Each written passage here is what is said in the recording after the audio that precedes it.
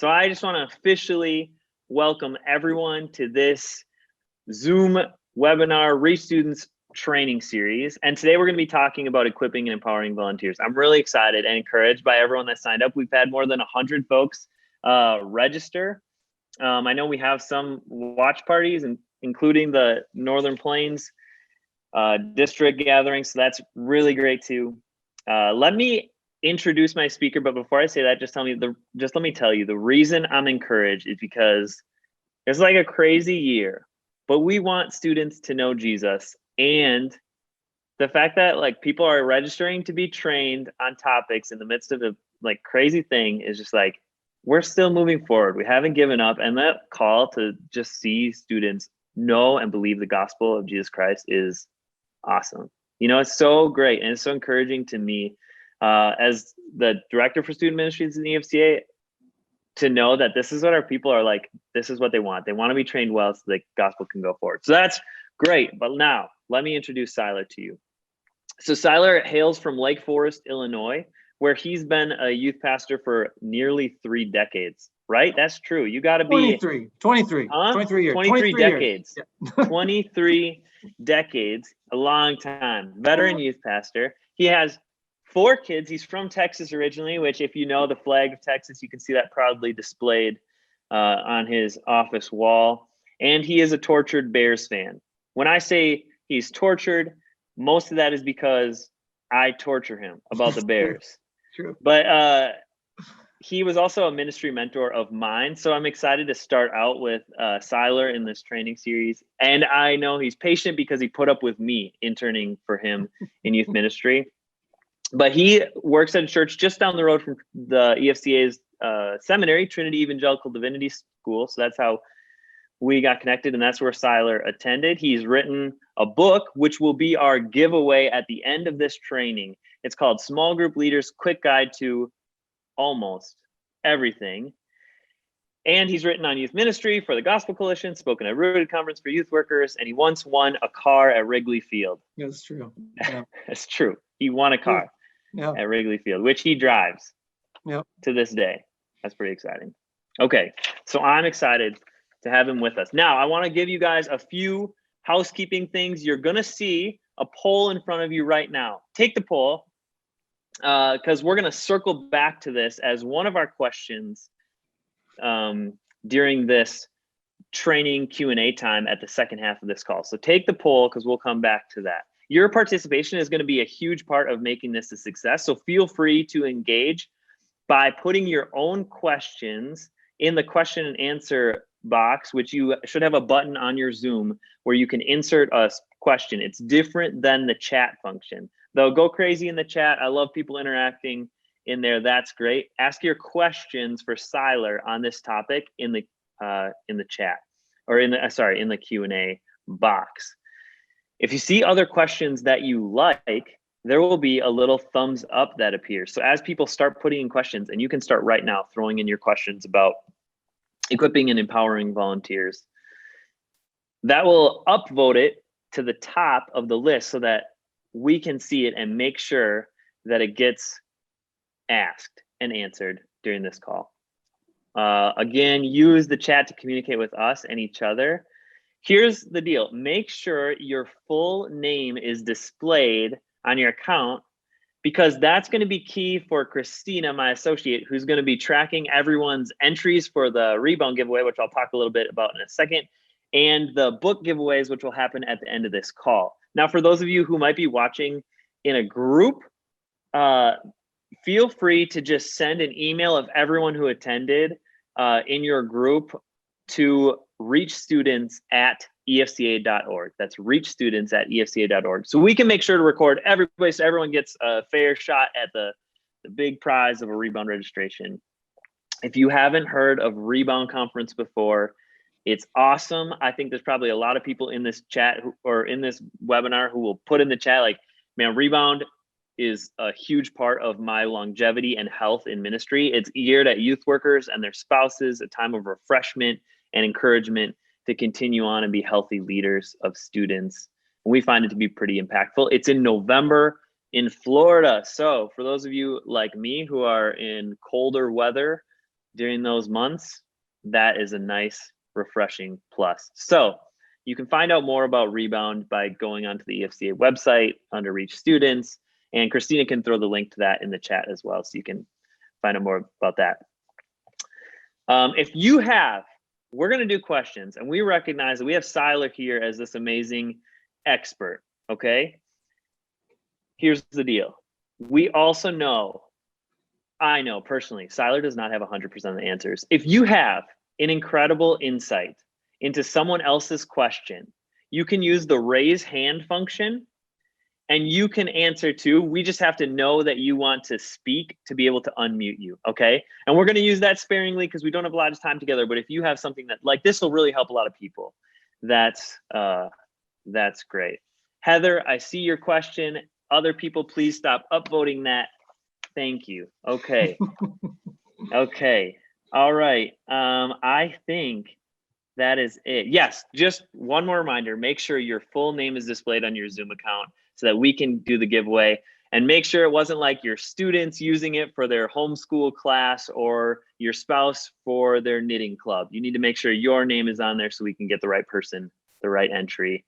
And to answer your question, Ryan Jinks, I'm going to answer that live. You win a free trip by attending these trainings and getting entries. And then in the spring, we're going to have a bigger drawing for that free registration. Syler, without further ado, take it away. Equipping and empowering volunteers. Thank you for being with us, man. Great. It was great to be here. Yeah, here's how much I love Justin.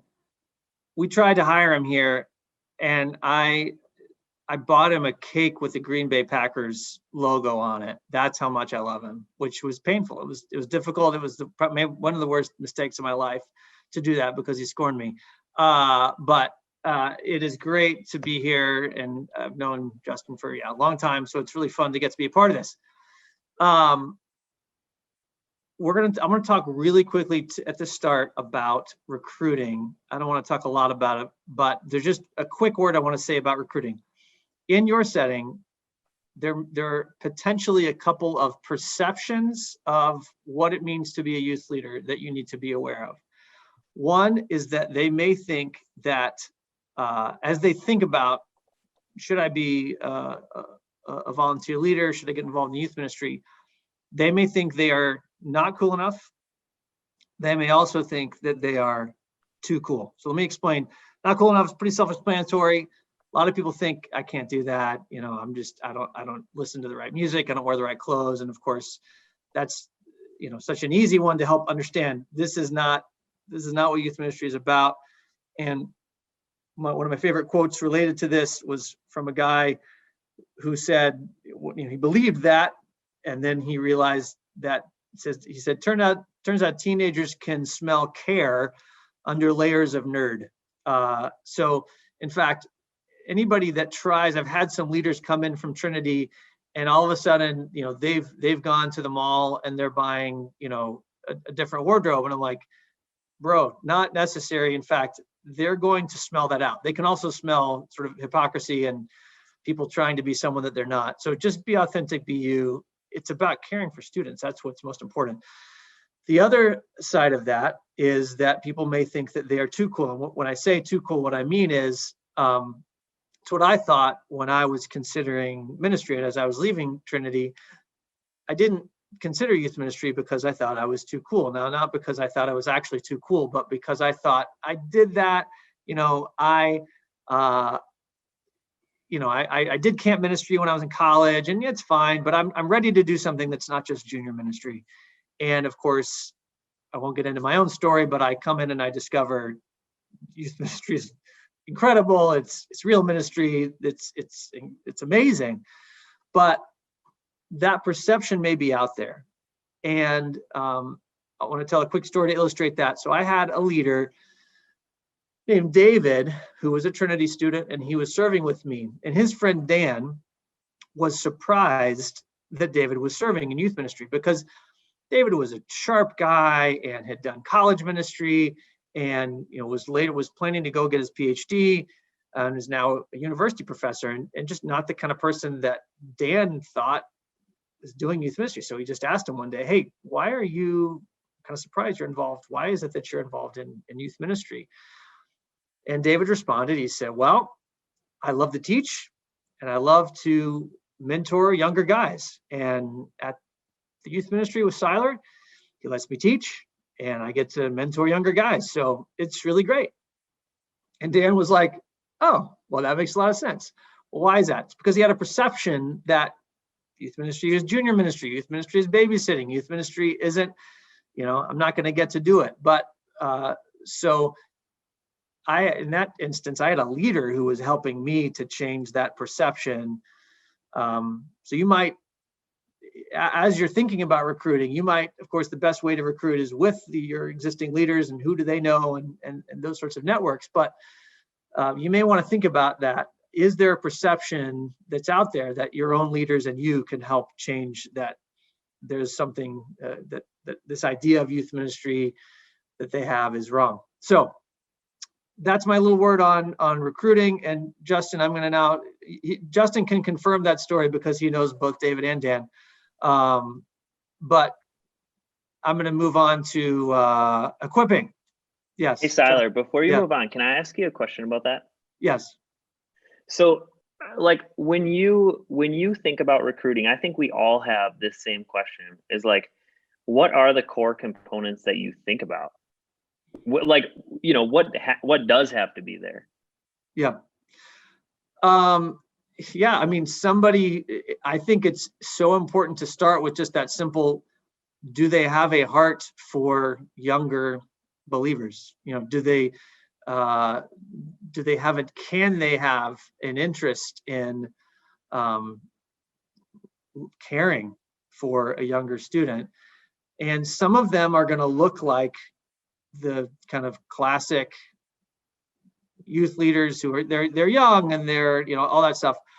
Some of them are going to be parents who just have a heart for that, or singles who are older. So I don't have a sort of a perfect answer to that, because they're so different and they need to be different. You need extroverts, you need introverts, you need you need people of all shapes and sizes, you need people of all colors, you need people, because you need everybody. So I think the older model of youth ministry is get the wackiest people, the young people.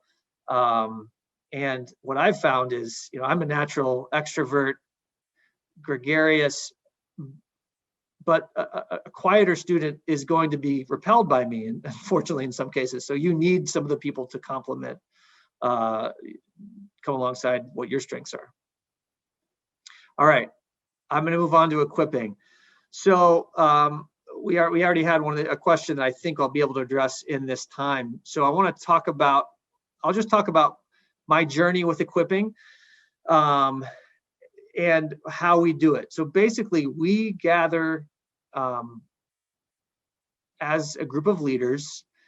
I'll just sort of talk about the ministry year. So summer's a little different, and I won't go into that, but our small groups meet from Labor Day through the end of May. They're the Sunday after Labor Day through the end of May. And that's who the bulk of my leaders is for leading small groups on Sunday nights. So at the beginning of the year, we gather. First, a quick story. I used to think about leaders meetings like I think about getting haircuts. Some people, like guys, every 4 weeks to get their haircut, or every 6 weeks or something. I just kind of go, my hair's getting a little long, I think I'll go get a haircut. And I would treat leaders meetings like that. I would treat kind of equipping leaders that way. I would go, we haven't gotten together in a while. Maybe we should have a leaders meeting. What do you think? Yeah, okay. And that worked for me because that was kind of my personality. And I thought, yeah, this is fine.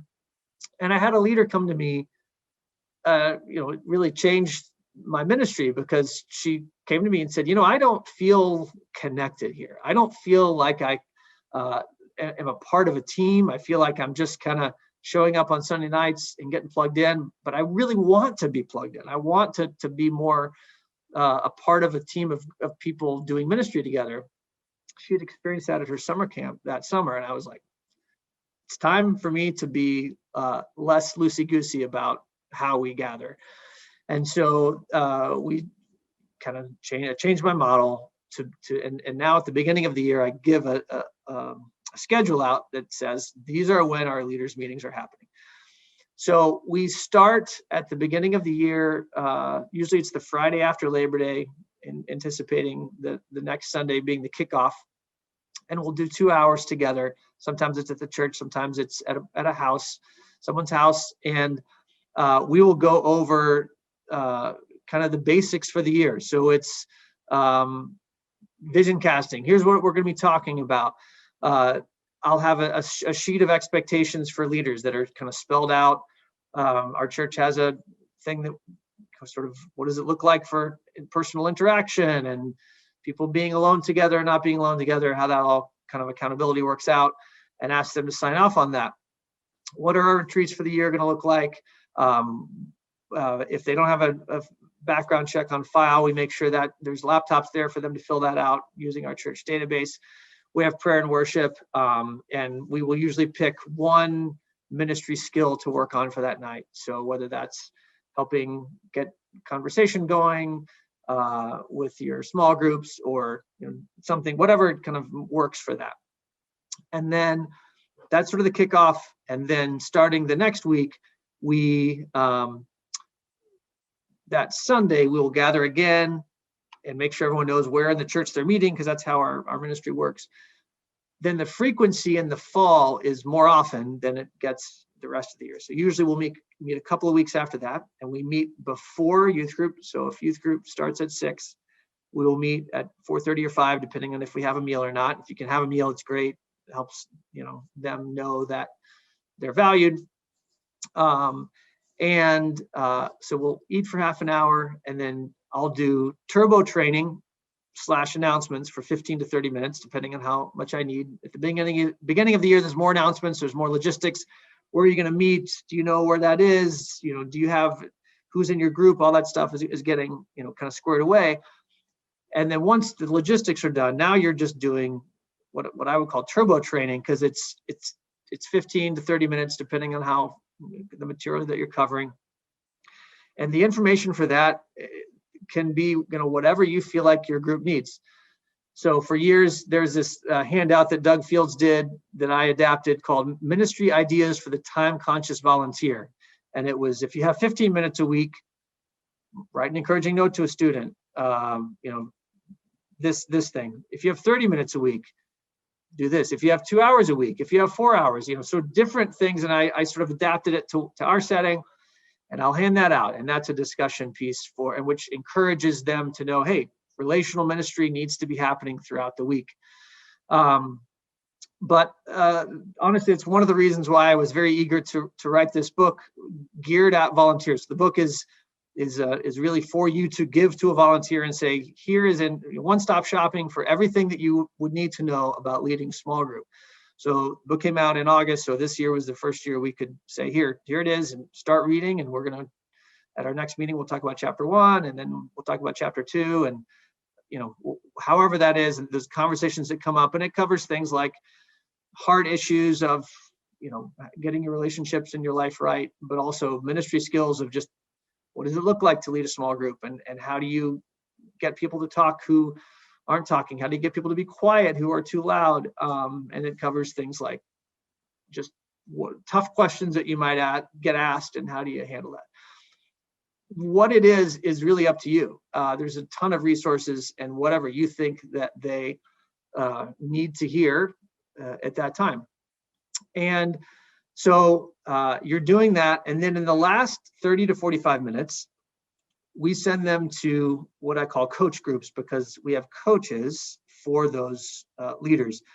Depending on how big your group is, you may not, if you've only got a handful of leaders, you may not need coaches. But as you start to have more leaders, we develop this ministry role, and the ideal person really is someone who's in their 30s or 40s or 50s, maybe, who've been around. Maybe they've done youth ministry for a while, and they're like, hey, I'm kind of ready to take a step back from maybe being at youth group every Sunday, but I still have a heart for youth ministry, and I like to lead leaders. And so they step in, and those groups happen. And those coaches know those leaders the best, and they can do whatever they want. If they feel like they need to do Bible study, they can do Bible study. If they need to, do more, like last week, we had a coach out, so I stepped in for that coach, and I just asked my leaders, what's the hardest thing you're dealing with in your group? And everybody went around and said, okay, I'm dealing with this student, I'm dealing with this situation, and we all just helped each other out. So you're sharing your vision for ministry during this time. You're making sure they're in the loop. They're developing community with one another. You're modeling for them what they're supposed to be doing for the students. You're showing them, hey, we're caring for you. We're gathering in a large group, then going to a small group and making sure you feel connected and cared for. And then they're going, oh yeah, so this is what I'm supposed to be doing for my students. And then you're also able to, in that time, if something's going well, like if you hear a story throughout the week where a student's getting it, someone comes to faith, whatever it is, you can say, hey, Tommy, tell that story that you told me this week about your student doing that. So you are just encouraging one another. So this is not the only way to do it, but it is what over a long time of trying different things, this is the model that we've kind of landed on in terms of equipping. Let me quickly talk about empowering, and then we can get to whatever questions you might have. So empowering is we all want to empower, and it's sometimes easier said than done. So I've got two quick things to tell you about empowering. And the one is this: don't be a user, let your leaders be doozers. I'll get to doozers in a minute. That is a proper noun. It's spelled D-O-O-Z-E-R-S. I'll get to that in a minute. But the first part of my point, don't be a user. The easiest thing to do is to find a leader. I got to find someone for middle school girls. Can you help me with middle school girls? Great. Okay. Yeah. I just need you there. Be there this time. Show up, and you're just plugging them in. They're going to feel used. They're going to be like, this guy's just using me. I'm just a warm body. So that's ultimately lazy. And that's sort of, just being very utilitarian. You're not going to keep that leader around, and that's not really what you're here for. On the other side of the equation, we're going to talk about the doozers. So some of you have already Googled this already, but this is a doozer. It's from a TV show called, this is not a real doozer. This is just I bought this in a toy store. Most of you are not old enough to remember Fraggle Rock, but Fraggle Rock was a TV show I watched. It was on HBO. It was a Muppet. It had Muppets. They're Fraggles. A minor character in Fraggle Rock was the doozers. Now, what do the doozers do? The doozers built construction, these doozer constructions, okay? And they're kind of in the background. They're super cute, right? This guy has a name. I think, like, I Googled doozer with a mustache. It said flange doozer. I don't know. Anyway, there's like 20 named doozers. It's unbelievable. And I know some of you are Googling doozer right now, and that really brings joy to my heart. So the doozers built doozer constructions, and the Fraggles ate the doozer constructions. That was their food. And this one very special Fraggle Rock episode, one of the Fraggles feels bad for the doozers. And she's like, we're eating all their doozer constructions. It's so rude. We have to stop. And so she does this big deal, and they stop eating the doozer constructions. Well, what happens is Fraggle Rock is overrun with doozer constructions. No one can move anywhere. Like, they're literally, it's just create all around Fraggle Rock, and the doozers have to leave. They get, I'm probably making this up, but I think that I picture this little like VW doozer bus, and they're all about to leave, and they've got their little doozer suitcases, and they finally go, oh, wait a minute, don't leave. Like, she realizes the doozers are there to make the doozer constructions. The Fraggles are there to eat, and they have a symbiotic relationship. In the same way, we can sometimes feel bad asking too much of our volunteers. We can go, oh, I'm the paid pastor. I can't ask my leaders to do this. I'll just do it. And when you are unwilling to let your leader lead and give them freedom to lead, you are depriving them of what God made them for.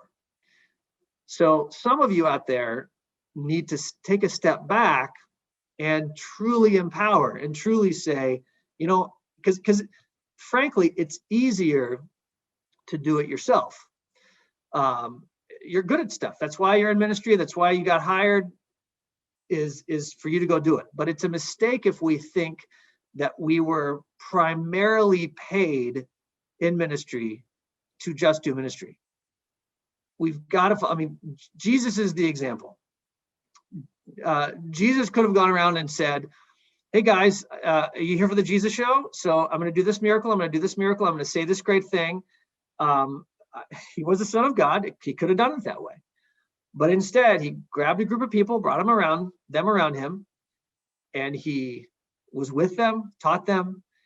He showed them how to do the stuff, and then he sent them out 2 by 2 to go do it themselves. So we have got to have that heart of ministry. And I have to remember this, because the default for many of us is to just go do ministry. Wake up, do ministry. Wake up, do ministry. It's so much easier to do it ourselves. It's harder to train someone else to do it, because a lot of times they're bad at it. So, this classic story about that I heard from Matt Redman's worship leader is that Matt Redman was a terrible worship leader. Tells this long story about, Matt Redman's pastor says this about Matt Redman as a worship leader. He was terrible. Tells this long, funny story about what a terrible worship leader he was. And then he said, but he had to be a bad worship leader before he could be a good worship leader. So we have to let our leaders go and fail and do things and mess up. It takes more time for us to invest in them and say, no, you're ready, and to see things in them that they don't see for themselves. My second point, so my first point, if you're paying attention this closely, is don't be a user, let them be doers. So let them do what God made them to do. And second point on that, which is very related, is that empowering needs to be real and not for show. You can't just sort of say, yeah, you're going to lead. Wait, let me do that. Okay, but you cannot micromanage. Leaders won't stay, and they won't feel true ownership of the ministry as long as you're micromanaging. One quick example, I had a leader, she actually worked for me part-time, and unbeknownst to me, she was kind of feeling burned out. And I used to lead 2 mission trips a summer. I would do a trip that anybody could come on, and I would do an upper level trip. And I was really realizing I was getting burned out. And I just had the thought, I need to ask this leader, Ashley, to lead a trip next year. Unbeknownst to me, she's like, I'm kind of burned out too. And she didn't really like the trip that I was having her go on every summer. And so I said, Ashley, I want you to lead next summer's trip. And she's like, can I go anywhere I want? I was like, yeah. Can I go to Ecuador? She'd grown up and spent a lot of time in Ecuador, had a heart for Ecuador, wanted to take students to Ecuador. I'm like, yeah, absolutely, go to Ecuador. Well, it was a new fire that got lit inside of her, because it wasn't just my vision. It wasn't just my ministry. Now it was hers. And it was, Ashley, what do you want to do? Go do it.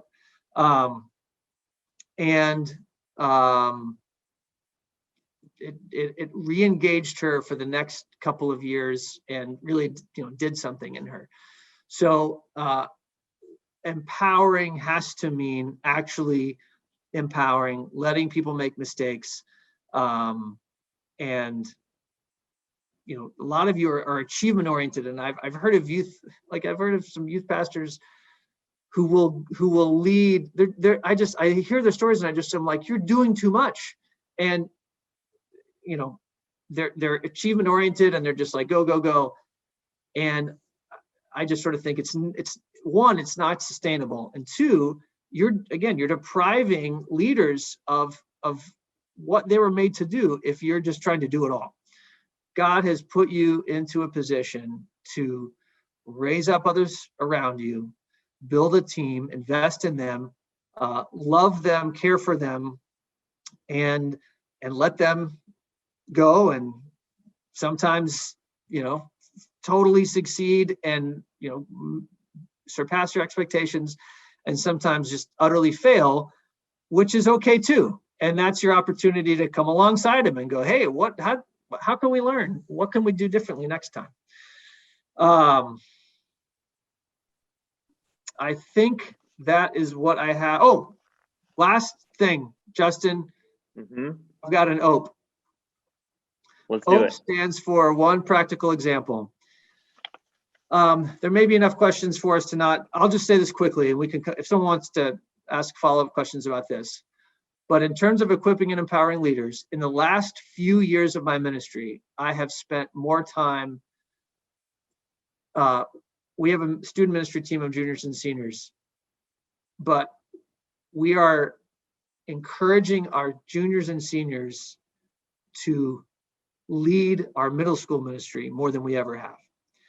And we are finding that to be so effective. There's just so many good things that are happening, and which, like, it's silly because that's what changed my life. When I was a senior in high school, I started leading a middle school ministry with the guy that I co-wrote the book with, Steven, and it changed my life. And I don't know why it took me so long to kind of remember that that's what could potentially do the same thing for others. But we've been finding such success. They're great leaders. Now the problem is most of them go to college and they leave, and so you only get them for a couple of years. But there's so much good that happens when you're investing in them. They're investing in middle schoolers. The middle schoolers can't wait now to get to the high school ministry, where the coolest people in the whole world that they've ever been around are those high school kids, and now they get to be those people. So there's, and of course it's also messy because these are 16, 17-year-olds that you're asking to lead. And so they're not going to be amazing leaders, but there's so much fruit. That's great. All right. That's great. I appreciate that. We would give you a round of applause for your helpful insight, but you wouldn't be able to hear anybody. So fine. Instead, let's move on to the Q&A section. We got some awesome questions in the chat, but I actually want to start by circling back to the survey poll that we took at the beginning. So Christina's going to throw that up, and that should you should all be able to see that on the screen. Interesting. We asked the question, what's the hardest part about working with volunteers? And it looks like the majority of you, sorry, not the majority, but the biggest section of you said that recruiting was the toughest part. Another significant part was time limitations, and then another one was delegating.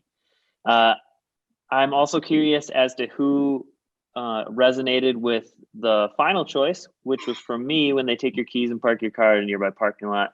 So you can just message me personally and we can commiserate over that. But, you know, one of the things that stood out to me as you were talking about is like, empowering is different than delegating. But there is a sense in which you do need to do some delegating. And you talked a little bit about knowing your leaders well enough to be able to delegate well. I'm curious, and then I think we should circle back to recruiting. But first, why do you think delegating can be so such a struggle and a hurdle for youth workers?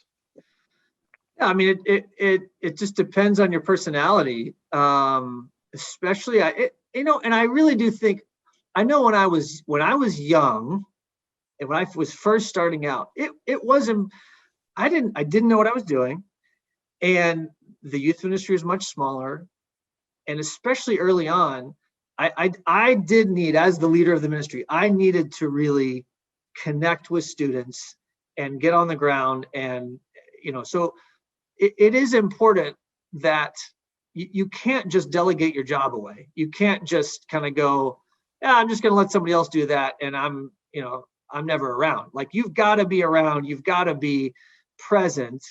And a personal connection to students, I think, is really important for the paid leader or the head leader. But there is a little bit of an identity thing that has to happen in you to say, are you okay if you aren't in charge of everything? Are you okay if, and another one, are you okay if the person you put in charge of another ministry is better than you?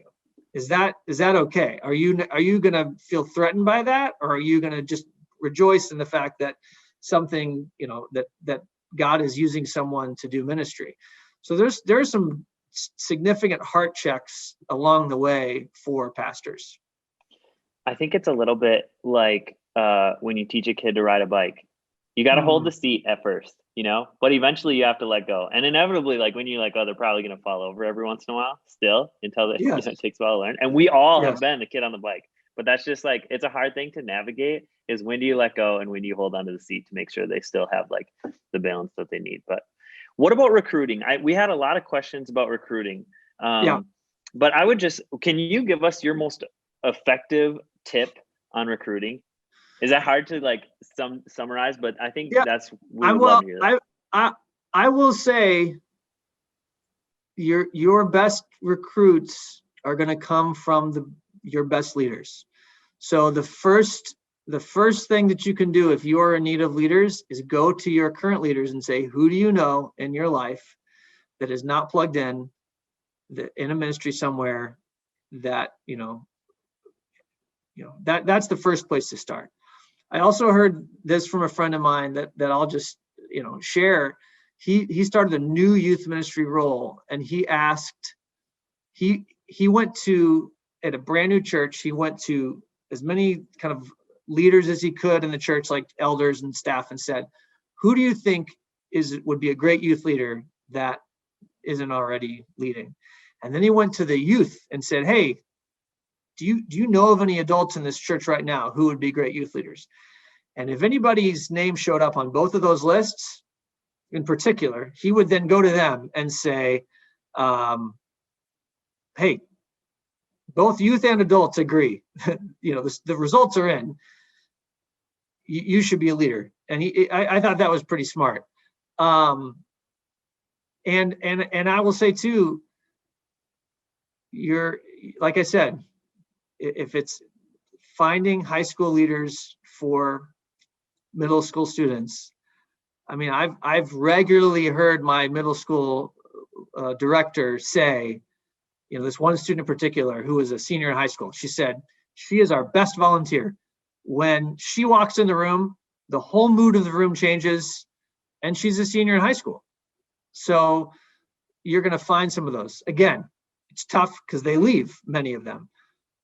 But seeing, high schoolers leading middle schoolers you may have to fight. There might be some parents in the youth ministry who are like, well, this isn't, what's this? This isn't appropriate or whatever. And you may need to help them catch the vision for it, but it's really powerful. That's great. That's really helpful, Syler, and practical step that we can take even just in the next few weeks. It doesn't have to be at a certain time when we're all in recruiting mode, whenever that is for everyone. We have a lot of questions, so let's keep going because we're getting closer and closer to giveaway time. And then we have a hard stop so we can get you all back to doing the ministry that you're doing. So let's ask this one. I think because time hurdles was also one of the big things that came out in the poll. But we got a question from student min period. How do you equip volunteers and do training without making it feel like an extra task? And I think they mean an extra task for them. We're already asking for a big time commitment from volunteers, and it's hard to ask for more. And I think that's a great question. Yeah. You do have to figure out what works for you. And you have to find that fine line. I'm all about in life leaving people wanting more. You don't want to have meetings to have meetings. And if you find that your leaders aren't showing up for leaders meetings, for instance, it may be because you're meeting too often, and you may need to go to them and say, hey, well, how would this be more effective? So you sort of have to find that balance between, you don't want to meet too often. You don't want to meet too little. You want to meet enough. Find that secret sauce that's right in the middle of meeting enough so that people are like, oh, good. I'm looking forward to getting together with my leaders because I've missed it. And I think that for us, it's incorporated into the night, and you feed them dinner. So, you're just asking them to come a little bit early, once every 3 to 4 weeks. but you also have to make that experience worth their time. So, get them good food, but have, good training. It's practical, it's helpful, and the community aspect of it has to be there. Obviously, we're sort of all talking about this as though there is no pandemic. I get there's a ton of COVID stuff, but to go along with this, but assuming that life goes back to normal soon, all of this stuff. We are meeting in person now. We're in masks. We're spread out, but it's affected our leaders' meetings too.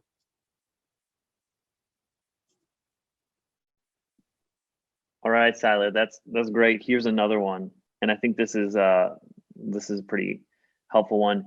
You talked a little bit about, hey, we try to cover topics. We give them logistical stuff at the beginning of leader meetings, but we also go through topics. And Lucas Jackson asked this question. I think we're all wondering this, but what topics do you always cover? Like go back to year after year. You're like, this is just so important. I need to teach my leaders this. I need them to know this. Yeah.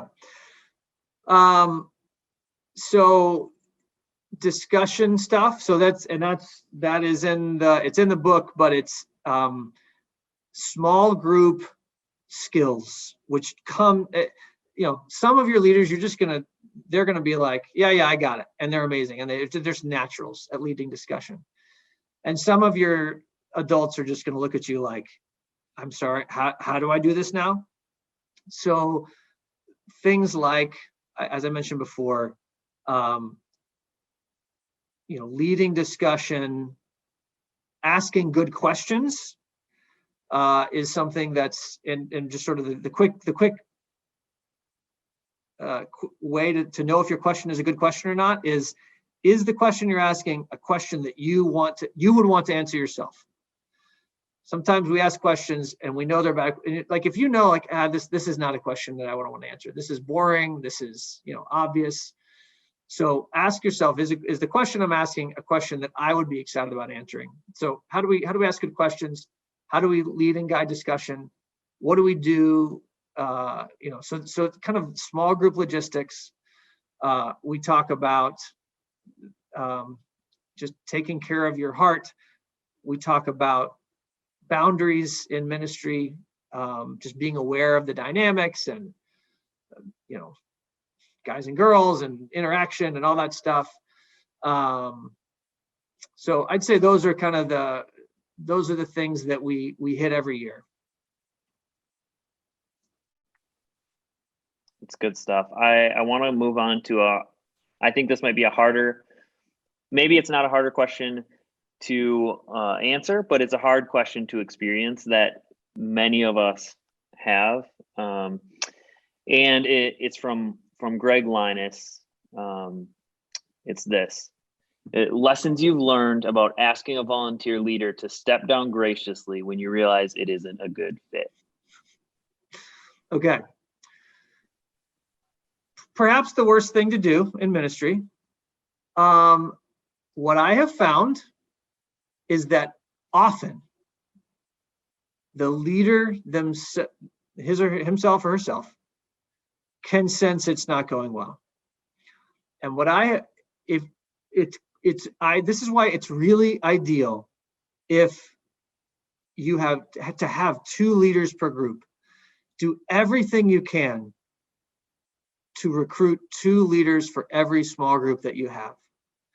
Because many times you'll have one leader that's just rocking and rolling and really solid, and then you can bring in kind of an apprentice leader who's maybe not as good or whatever. And I would say, just my personal experience, and maybe this is just God's graciousness to me, 90% of the time that it's been a bad fit, as I have not had to fire the leader because there's another leader in the group, and I can just sort of go, I can count on that leader to kind of pick up the slack.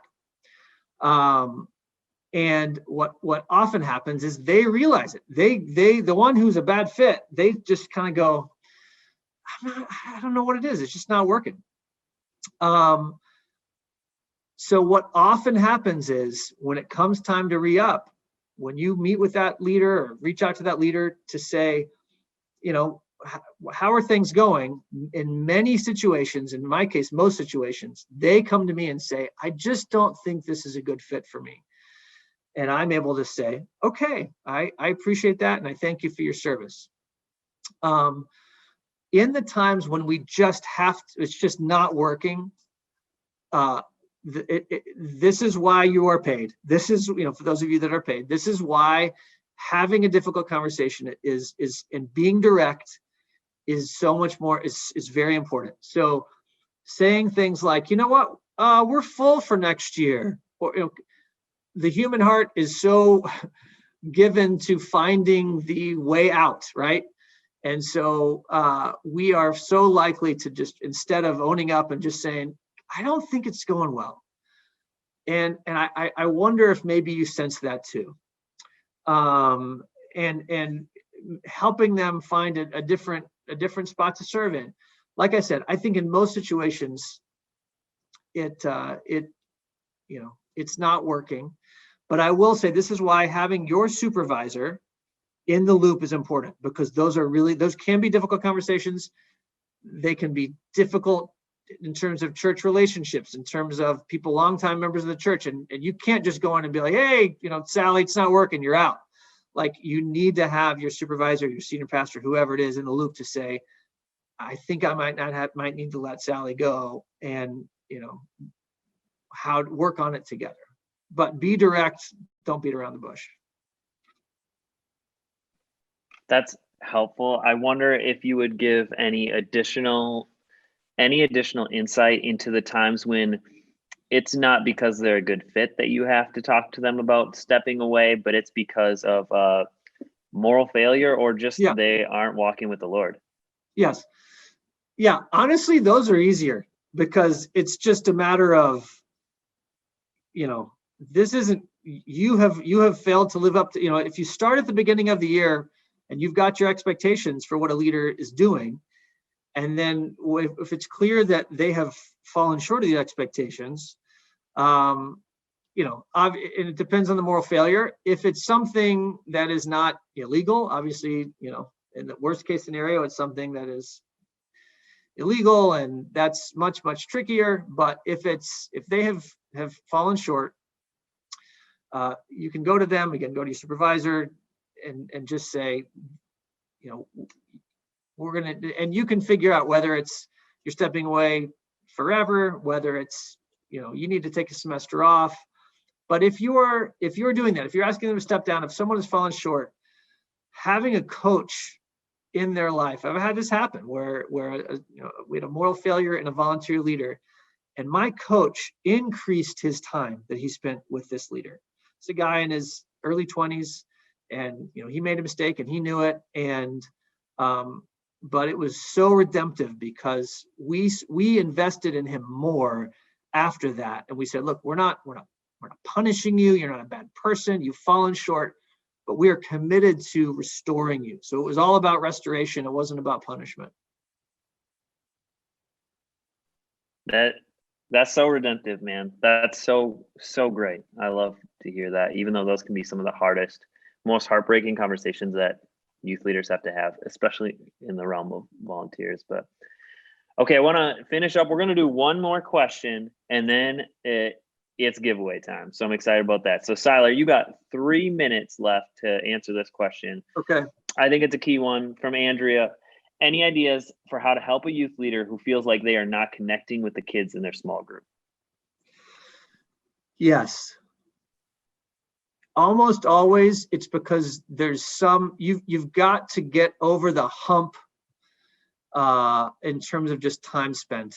So if you're not connecting, it probably means you haven't you probably haven't gone on a retreat with them. You probably haven't had some extended time outside of, whatever time you have with them, 30 minutes, 45 minutes, and an hour. You need to bond. And so again, really hard to do during a pandemic, but in a normal time, that's when it's like, hey, invite them over to your house. have a movie night. Go, if it's guys, go out for buffalo wings. Do something. You've got to have that moment where, and you'll know it. Like after you've been on a retreat with them, after you've had this night where you've watched a movie and everybody's laughed, and you have this, now you've got inside jokes that you're telling, and you'll know when you come back, things are different. I am going to leave my email address in the sidebar too. If somebody has a follow-up question that I didn't get to, please feel free to reach out. I'd love to do that. There's a question about how do you do ministry team with if 80% of your ministry is non-believers. I'd love to. We don't have time for it, I guess, but I'd love to connect with you if you want to follow up, because we have a lot of non-believers in our ministry, and it's exciting. So. Yeah, that's great. Thanks, Syler. Thanks for all your time that you're giving up with us to help us reach students with the gospel and empower and equip our leaders.